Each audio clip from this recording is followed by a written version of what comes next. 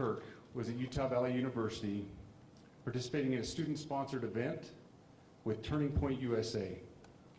Charlie was shot at that event. He was transported to a local hospital where he later passed. Last night, his body was moved to the state office of the medical examiner. We will continue to facilitate movements to get him home today and with his family. Yesterday, during the investigative process, we located a couple of persons of interest. We interviewed those individuals, and after releasing them and after clearing them of being suspects, they faced scrutiny, they faced threats. We asked the public to be patient with the investigative process. These individuals were not suspects, they were people of interest. We ask that you do not impose into those people and that investigative process. They don't deserve that harassment for being subject to that. I'd like to thank all the investigators that are involved in this. They have worked around the clock. All day yesterday, through the night last night, investigators from the State Bureau of Investigations, from county, from city agencies, the university, our federal partners with the FBI, the ATF, and many others. Those are just a few of the people that we have involved in this. I'd like to thank all of them for their strong work. Through all that work last night, we were able to make a few breakthroughs. We were able to track the movements of the shooter. Starting at 11:52 a.m., the subject arrived on campus, shortly away from campus. We have tracked his movements onto the campus, through the stairwells, up to the roof, across the roof to a shooting location.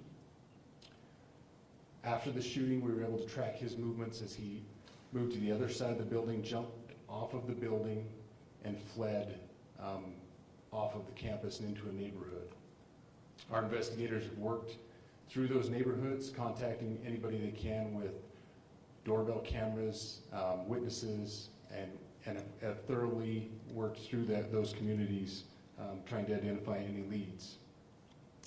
We do have good video footage of this individual. We are not going to release that at this time. We are working through some technologies and some ways to identify this individual. If we are unsuccessful, we will reach out to you as the media and we will push that publicly to help us identify them. But we are confident in our abilities right now, and we would like to move forward in a manner that keeps everyone safe and moves this process appropriately. Last night I communicated with Erica. The family's devastated. As a commissioner of public safety, as a father, as a husband, I can only imagine what that family's going through. The heinous event that happened yesterday is not Utah. This is not what we're known for. Over the past several weeks, we've seen this state come together to help families in mourning, come together as a community to show what Utah is known for a state of character, of service, of camaraderie, of a neighboring feel.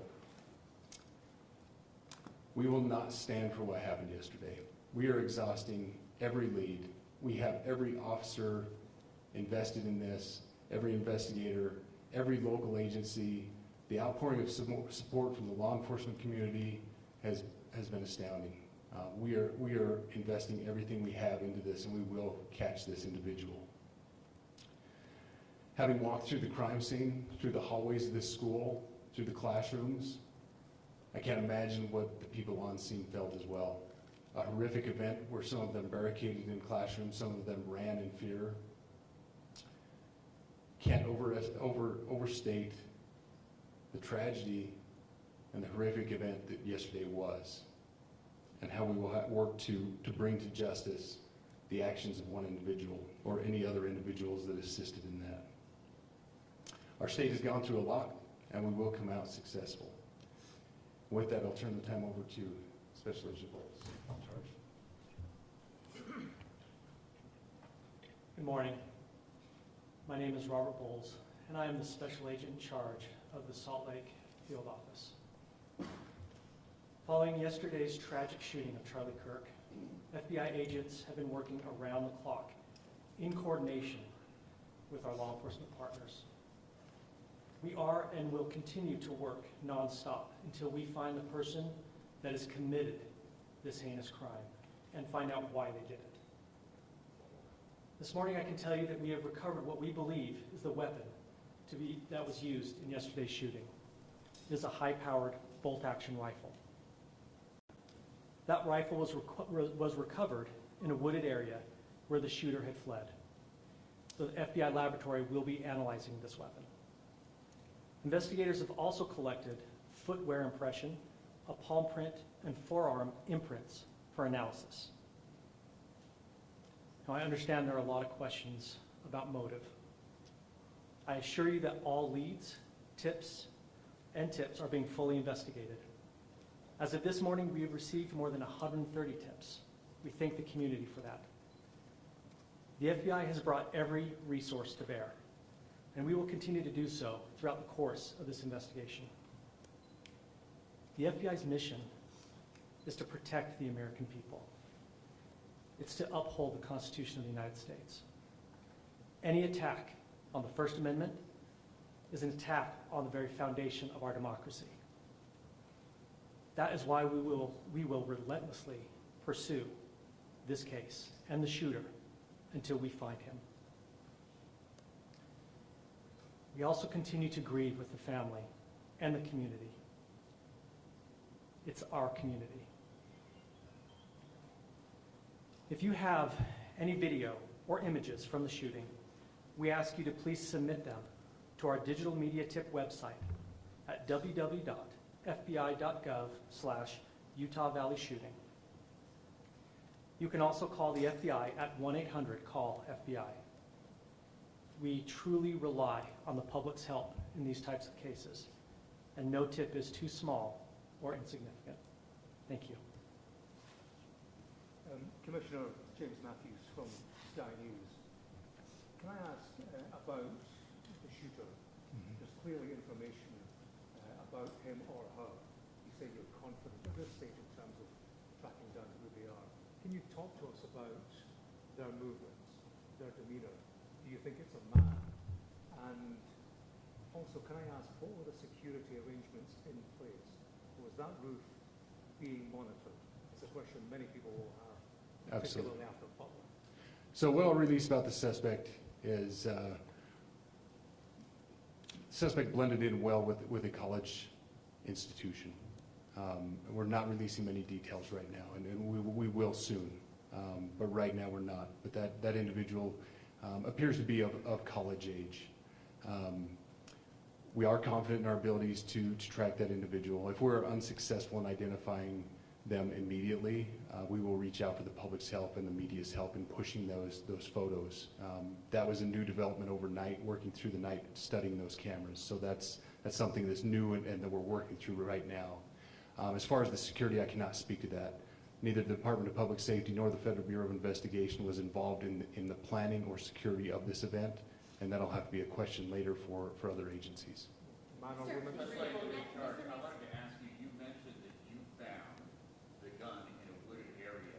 Do you believe that the suspect could be hiding in the woods, and is that suspect possibly still in this area? So that's a good question, and it's a question that goes to the safety of the community, right? No, not in those woods. We've walked through those woods and secured it. As to the community, I can tell you that this was a targeted event. We don't believe that the community is at risk. However, we are exhausting every resource to find him, and we will do so. Special Agent Bowles, now to speak with the BBC. From the images you have, can you see clearly the suspect's face? You say he's college age. Do you believe he was from this university? And how far do you think he may have gone in this time span? So I can't comment specifically on his face or any details such as that, as it's continuing to be a part of the investigation, and again, we'll release that shortly. However, we're doing everything we can to find him, and we're not sure how far he has gone yet, but we will do our best. But you have a clear image of his face? We have images of the suspect. So, Can you trace the gun's owner? The gun that you've been able to recover, do you believe you know who this person is, the person that you're looking for at this point? Again, as part of the investigation, we're not releasing any details such as that right now. Any fingerprints or DNA? We are exhausting all of our resources to be able to collect those, but that's, again, part of the investigation. Have you been able to trace back the owner of the gun? Excuse me? You said you found the weapon. Have you been able to trace back the owner of that weapon or who purchased it? We are working on that, but again, part of the investigation that I covered. One last question. Agent over here. Paul, has there been a lot of turnover at the FBI? Do you think that's impacting the investigation at all? Not at all. We've got complete and total support from everyone, from the director on down, and it's been an incredible supportive environment so far. Are tweets like the one yesterday useful, though, where we announced that there's a suspect in custody?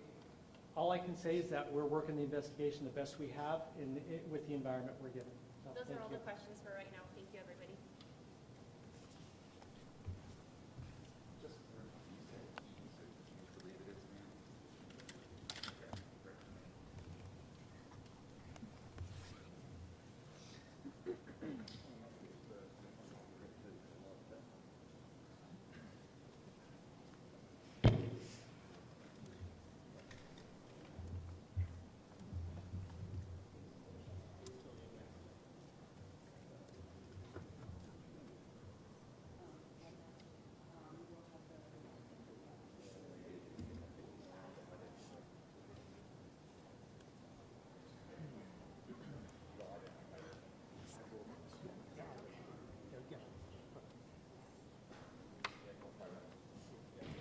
Yeah, for 7:30.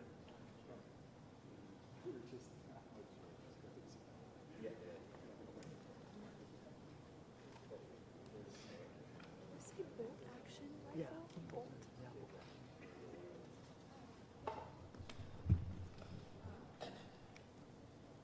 Yeah, all good. All good, thank you, yeah.